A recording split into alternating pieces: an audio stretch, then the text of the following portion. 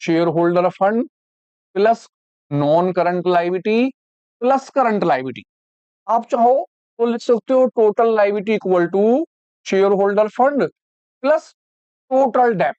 इन दोनों को एक साथ जोड़ डालो, चाहो तो अलग अलग भी लिख लो, आपकी मर्जी है।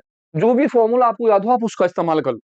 तो मैंने सबसे पहले शेयर होल्डर फंड के पैसे लिखे 5 लाख और टोटल डेप्ट के कितने 15 लाख।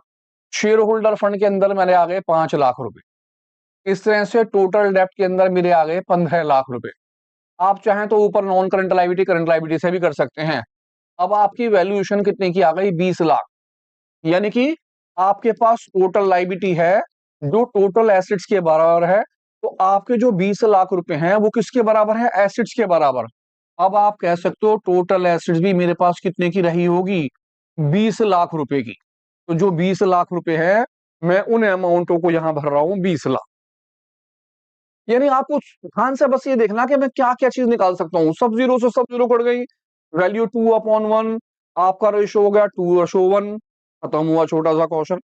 बस ये देखते रहिए कि फॉर्मूले में क्या पूछा है। मैं इन चीजों को किस किस तरीके से निकाल सकता हूँ, बहुत आसान है। डेप्ट निकालने के लिए अगर टोटल डेप्ट दिया है तो मैं इसी फॉर्मूले का इस्तेमाल करूंगा। टोटल एसेट्स निकालने के लिए सारे एसेट्स को जोड़ दूंगा।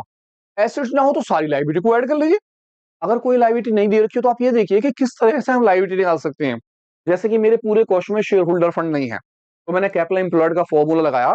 एक कैपिटल एम्प्लॉयड के फॉर्मूले से शेयर होल्डर फंड में इजीली निकाल सकता हूं।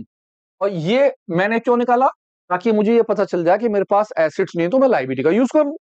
और आपने क्या करा, टोटल लाइबिलिटी फाइंड कर ली और जो आपकी टोटल लाइबिलिटी आई वही टोटल एसेट्स कहलाई और आपने आराम से भरा। बहुत मजे से क्वेश्चन, बहुत आसान है। क्वेश्चन नंबर 33 हो चुका है। नेक्स्ट क्वेश्चन कर रहे हैं।